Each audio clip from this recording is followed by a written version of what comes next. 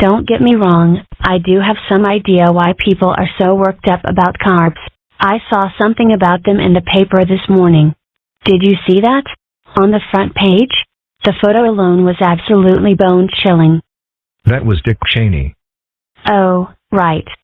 Back in the day, dragons were allowed to eat fearsome beasts. Now that they live in more or less polite society, though, they've found less harmful ways of indulging their more medieval urges. So your dad's toasting Tofu nights. Hey, Mom? Yeah? You know how they say cleanliness is next to godliness? Yeah? Is this close enough to get me out of taking a bath?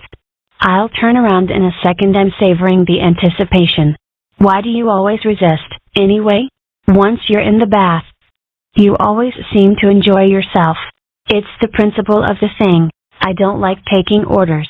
If you made it seem like a privilege rather than an obligation, it might be another story. So if I suspend your tub access for 2 months, I'm talking about rose petals, Mom. Pay attention.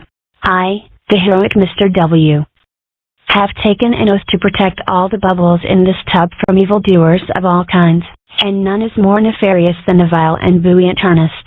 To battle. Yeah. As you can see, I had to pop all the bubbles in order to save them. Millie, you're not playing with a sock in the bathtub again, are you? This is where the evening really gets good. Millie's in bed and I've got the tub for as long as I want it. By the way, Mom, if the thing I lost track of shows up in here, it is one of the non-poisonous varieties, although I may not have brought enough wine. And that was when Lewis and Clark discovered you. Ooh, Miss Sorkowitz. Yes, Millie, everything's been discovered already, through no fault of my own. I'm going to be completely unable to get into a history book like this one. I demand that you remove all mention of, say, Belgium from all these books so I can re-find it. Hey, at least she says she'll remember you by her ulcers. I'd still prefer Belgium. Knock knock. Who's there? Brad Pitt and Jennifer Aniston. Brad Pitt and Jennifer Aniston who? Thank you. It's great to hear someone say that.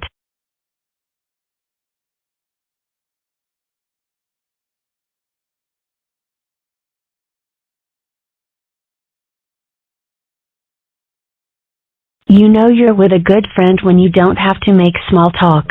Hey, when did you get here? You know, in just a few years, we're going to be teenagers.